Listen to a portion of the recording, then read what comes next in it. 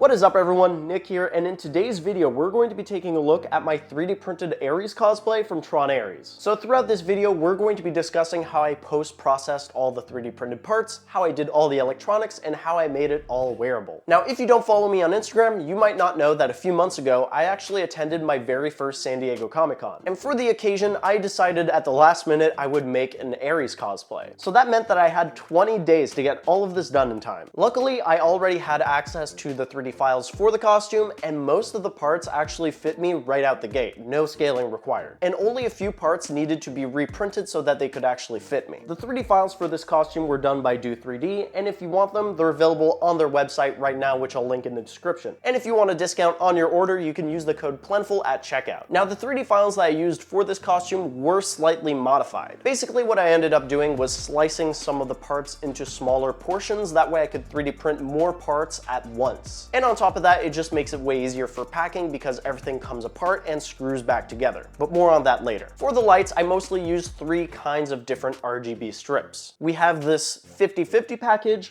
the 35/35 package, and we also have these super teeny tiny ones that I mainly just use for the collar and the gloves. For all the hardware I'm talking about in this video, I'll be leaving links in the description. I also used a crap ton of ESP32S3 minis to control all the lights in the suit, since each part of the suit is self-contained, which means each piece of armor has its own battery, its own RGB controller, and its own set of RGBs. That means that there's no wires crisscrossing all over my body. I think in total I have about 11 ESP32S3 minis in the entire suit. And when they're about 20 bucks a pop, it gets pretty pricey. Essentially, I wanted each piece of armor to communicate wirelessly with one another. That way I can control everything wirelessly and change all the colors simultaneously. That didn't really end up working. I still need to modify the code to get it working just right. But if you don't have the technical know-how to program ESP32s or microcontrollers in general, or if you want to stay on a budget when making a costume like this, fear not, there are different alternatives that you can use for doing all the lights. For one, you can use RGB controllers like an SP611E, which I use to control my Tron-inspired light-up jacket. Or you can even use these red COB LED strips. They run on 5 volts, and they're super easy to use. They only have 2 tabs on them, one for the positive wire and one for the negative wire, and they already come pre-soldered for USB cables, so you can just plug them directly into power banks. Now for the electronics in the chest and the helmet, I actually used some super cool circuit boards that I ordered from PCBWAY. Now if you don't know it already, PCBWAY is the channel sponsor, and they are the industry leader when it comes to PCB manufacturing and 3D printing solutions. From custom circuit boards to innovative 3D printed prototypes, PCBWAY offers unparalleled quality, fast turnaround times, and competitive pricing. But more on the circuit boards I ordered from PCBWAY later in the video. So without further ado, we're going to rewind to some footage I took a few months ago of me unpacking my luggage when I came back from San Diego Comic-Con, and we're going to look at each piece of armor for my Ares cosplay. So I'm gonna do this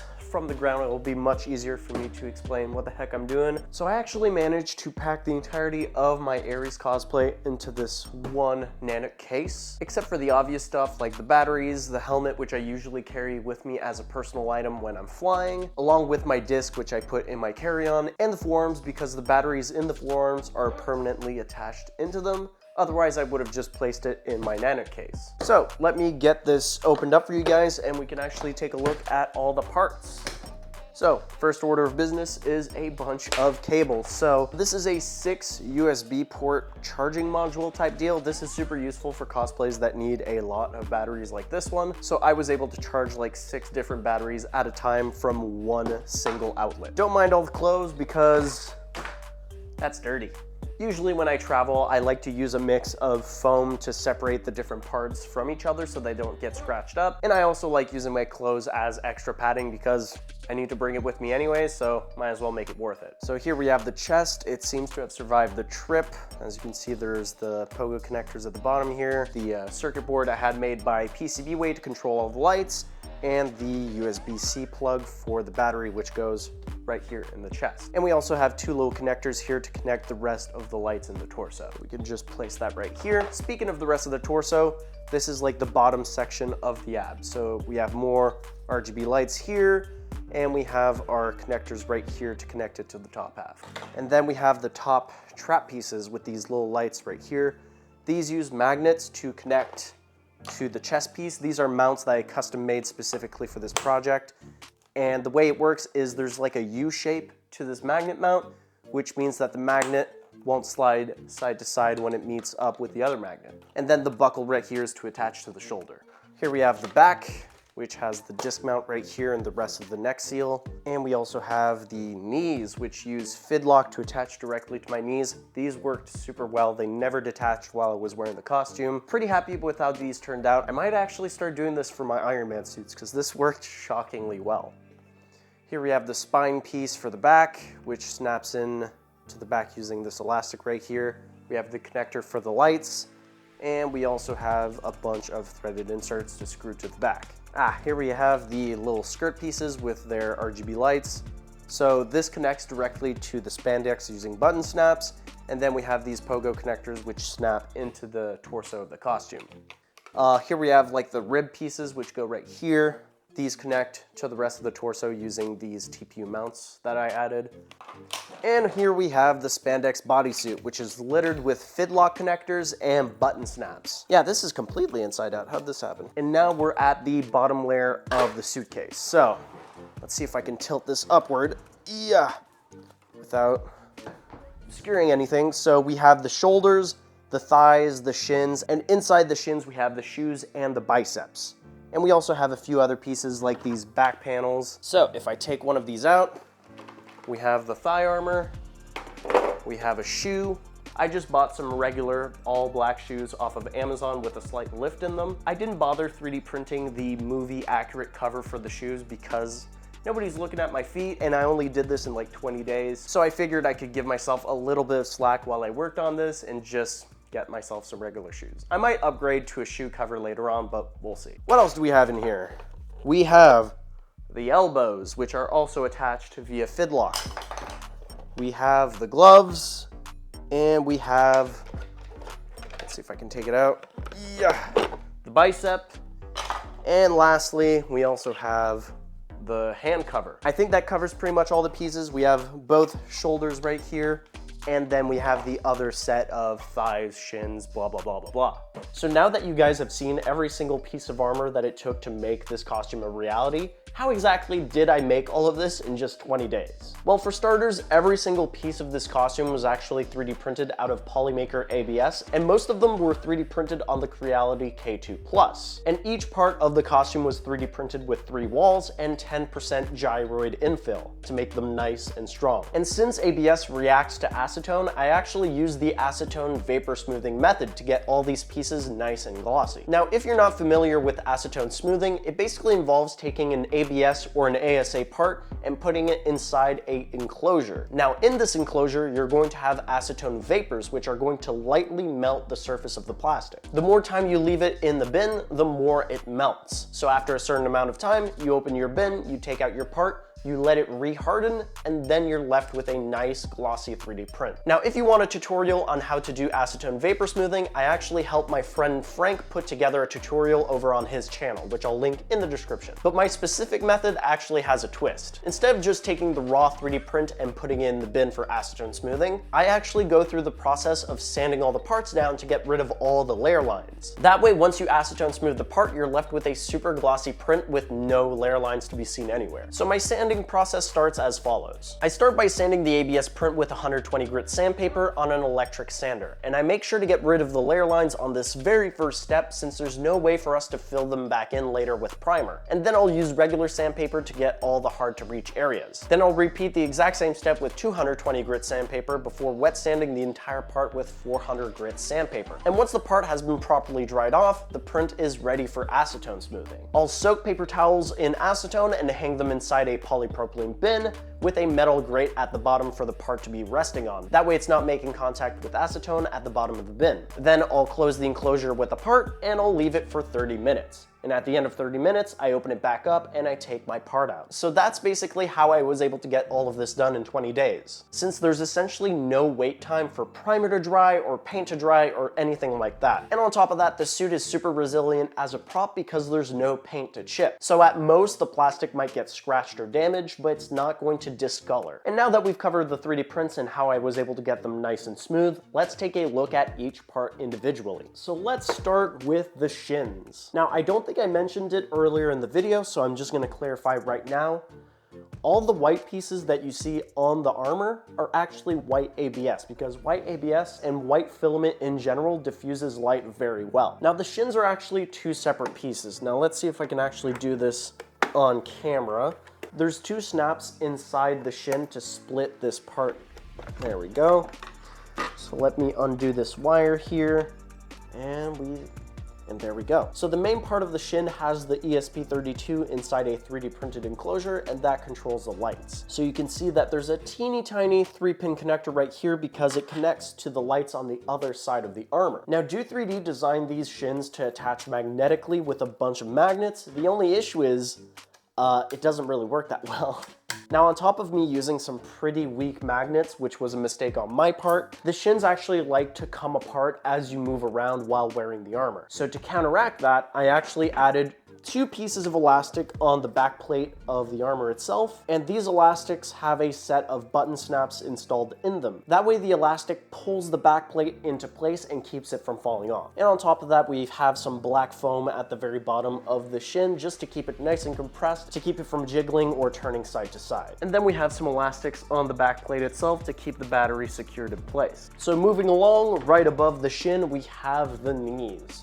Now the knees are actually quite simple. It's literally just a 3D print with some pieces of foam on the back to keep it from wiggling around, and 2 pieces of FIDLOCK. Now FIDLOCK is a company that makes all sorts of different fasteners, and I use their snap type fastener. It's this really cool system where you have a U-shaped hole so that your magnets can fit directly into it, and the only way you can unlock it is by pulling towards the opening.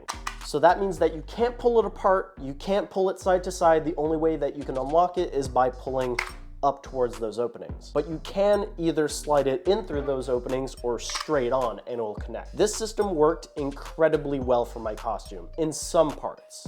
For the knees, it was absolutely perfect. But for the thighs, that was a different question. So the female part of the snap FIDLOCK is actually 2 halves. You have the main half, which has threading on the back, and then you have this kind of washer piece which screws onto the back like that. So that allows you to make a hole through fabric and screw the both halves together in the fabric so that it holds. And lastly, for the legs, we have the thighs. Now the thighs are actually quite cool, but they did have some issues which I needed to address. Initially, when I built the thighs, I actually used 3 separate pieces of FIDLOCK to attach it directly to my thigh. Now this worked really great at first, but as soon as I started working on the electronics and included the power bank, it got way too heavy. Now my spandex bodysuit isn't really all that rigid, so that meant that when I attached the thighs, they would sag a lot. And that sagging would cause the legs to hit the knees and for me to kind of walk really rigidly because I was trying to keep the thighs from unclipping. Now, luckily, I've never had the thighs fully fall off of me, but it did unclip quite a few times where it was only the one at the hip that was holding everything together, which is why I ended up adding this piece of elastic right here, which goes around my thigh and keeps it firmly on it. And it mostly keeps the FIDLOCK from detaching. And on top of that, business as usual, we have an ESP32 S3 Mini in a 3D printed enclosure,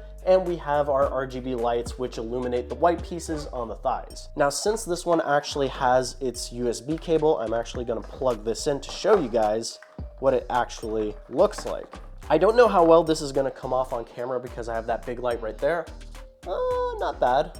Yeah, you can see it glow here. If I back up a little bit out of the light, you can see it a lot better. Now, this works really good in the nighttime or dimly lit rooms and conventions and stuff like that, but in the daytime, you can like barely make out the lights. So honestly, if it weren't for the fact that I wanted to do RGB colors on this, I probably should have just gone with regular red lights and red 3D prints. So who knows, I might end up updating this in the future. So that pretty much covers all of the leg stuff. Now we're working our way to the torso. And let's start by talking about the chest piece. Now the front half of the torso is actually 4 separate pieces, as you saw when I was unpacking.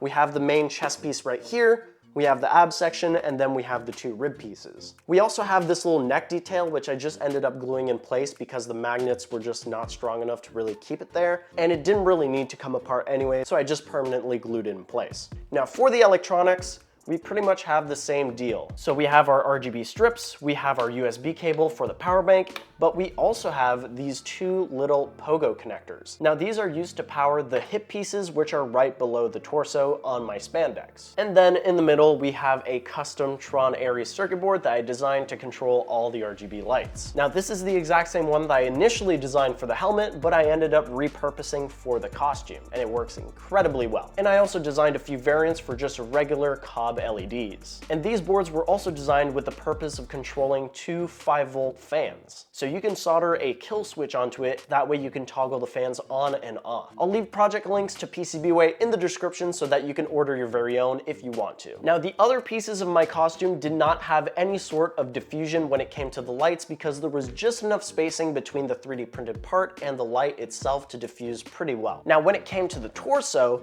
these strips are just wide enough where if the light was close enough to the white piece, you would see each individual pixel. So what I did to counteract this is I added a layer of white packing foam. Now this white foam gives just enough diffusion that you don't see the individual RGB lights, and on top of that, it diffuses across the entirety of the white 3D printed part for the diffusion. Another thing I ended up adding to this chest piece are these sets of magnets right here. These are bar magnets and they screw directly into the 3D print that I designed. And they're fused in place with acetone so that they're chemically welded to the plastic itself. Now I'm sure that you've noticed all of these red pieces inside the torso. These were actually 3D printed out of TPU. That way all the pieces can flex, and they screw directly into the 3D prints using threaded inserts. So this was all my own design. I might end up releasing the files if there's enough interest for it. And if you're interested in learning how to separate your very own parts like this into different pieces, I'll leave links in the description to Kiara's workshops video using Blender and to Frankly Built's tutorial using Meshmixer. Now the back piece is actually very similar to how the front torso piece operates. It's separated into multiple pieces and it uses the same TPU mounts to attach everything together. And of course we have the RGB strips on the bottom here and on the neck to illuminate the lights. And since we have so many pieces that come apart that have their own lights, we have 3 different sets of connectors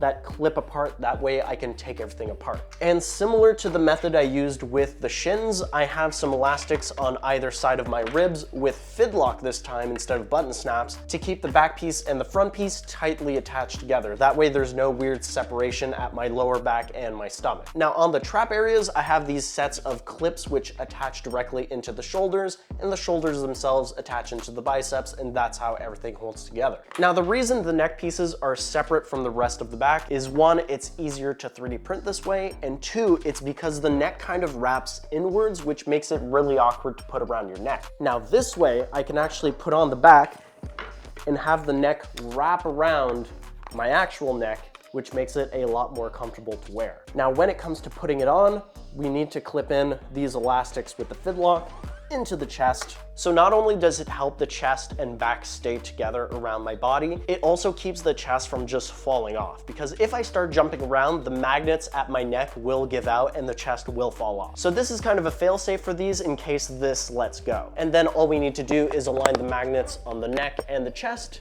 Now usually when I'm putting on the costume, I start with the legs, I put on the back, and then I clip the shoulders and biceps into the back, and I put on the forearms, because the forearms are really hard to clip in once the chest is in place, because I can't quite reach across my chest. So usually I clip in the chest last and then I put on my helmet. Now the shoulder is the very first piece of armor that we're going to be covering in this video that actually uses LiPo batteries. Now throughout the entire build, I've mostly used these 10,000 milliamp hour power banks. Now these run on 5 volts and I think I have about 7 of these. I have them in the shins, the thighs, the torso pieces, and the helmet. But when it came to the shoulders and the forearms, there wasn't enough room to actually fit these in place. And since I was using traditional LiPo batteries, I actually ended up using the Adafruit LiPo chargers and just gluing them directly into these pieces. And next up we have the bicep. Now similarly to the knee, it's literally just a 3D print along with a fastener to attach it to something. So in the case of the knees, we had FIDLOCK, and in the case of the shoulders, we have these buckles. So if I just push them together, it clips in, and since the shoulder is attached to my torso,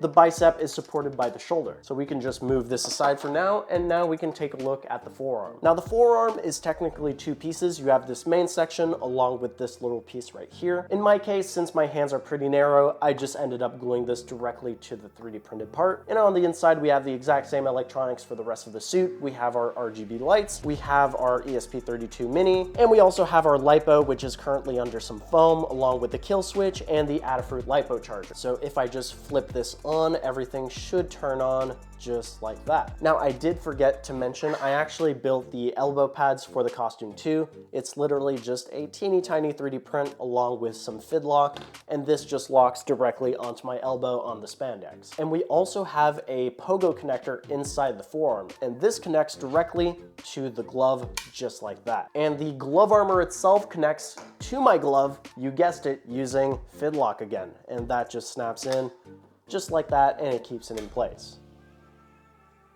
And I think I also forgot to mention that the forearm clips onto my body just using a piece of FIDLOCK. Because the forearm is pretty lightweight and fairly narrow, so it holds onto my body fairly well, the FIDLOCK just keeps it from twisting around and keeps it at about elbow height. And lastly, we have the helmet. Now the helmet is very similar to the one I built in my Ares and Rinsler helmet video, which I'll link right up here, except for some minor differences. Number one, this is all 3D printed out of ABS and then acetone smooth, so there's no paint involved in making this helmet. And the other difference is that the visor actually comes off. Now, just like my gloves and my skirt pieces, the visor actually uses a POGO connector to power the lights on the sides of the visor. Now, in the last video where we talked about this Ares helmet, we actually ended up using a vacuum former to make the entirety of this visor piece. Now, in this case, the visor is actually just this front half of the helmet. These side pieces are actually one 3D printed part. Now, if you want to learn how to make your very own Ares helmet, I highly recommend you go check out that other video on my channel right after this one. And that pretty much covers the entirety of my Ares cosplay. Now that we've finished talking about each individual part of the costume itself, let me show you guys the finished results in a montage that I actually filmed with Sisu Cinema Robotics. Sisu Cinema Robotics actually worked on Tron Ares, capturing all of the motion controlled shots for the movie. And I flew down to Austin, Texas to work with them on a very special project called Protocol, which is a short movie based on Tron. In the meantime, let's check out the montage.